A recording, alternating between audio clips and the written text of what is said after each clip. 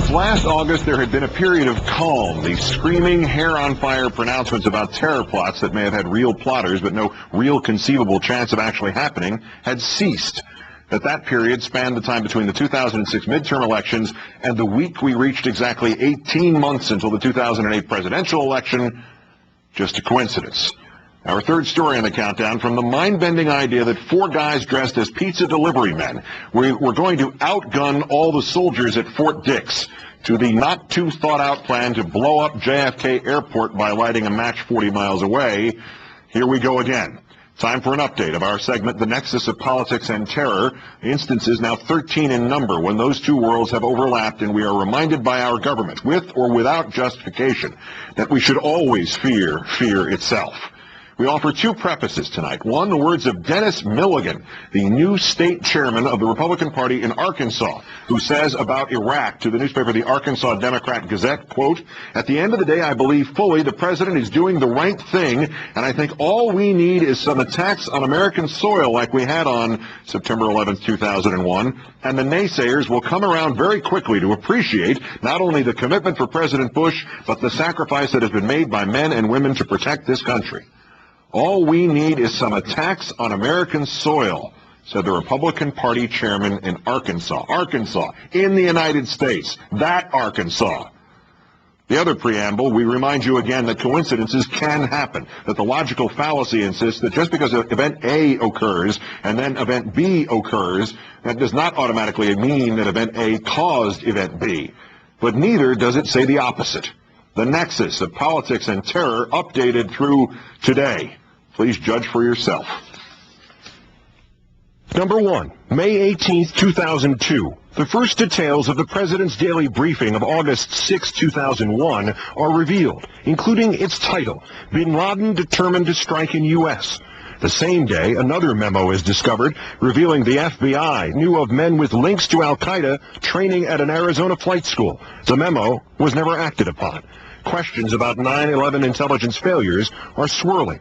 May 20th, 2002. Terror warnings from the highest levels of the federal government tonight are just 2 days later. Warning. FBI Director Mueller declares that another terrorist attack is inevitable. Tonight, there are even more warnings. The next day, the Department of Homeland Security issues warnings of attacks against railroads nationwide and against New York City landmarks like the Brooklyn Bridge and the Statue of Liberty. That agility that Number 2, Dr. Mueller was Thursday, June 6, 2002. I never really anticipated this kind of impact. Colleen Rowley, the FBI agent who tried to alert her superiors to the specialized flight training taken by Zacarias Moussaoui, whose information suggests the government missed a chance to break up the 9/11 plot, testifies before Congress.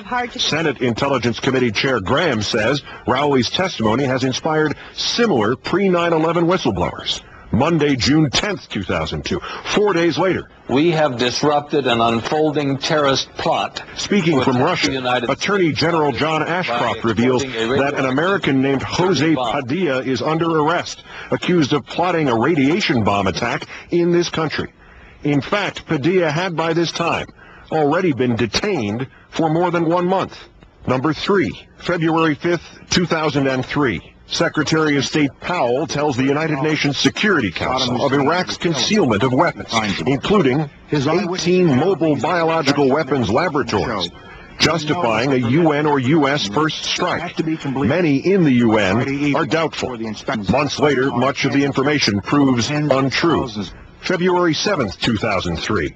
2 days later, as anti-war demonstrations continue to take place around the globe.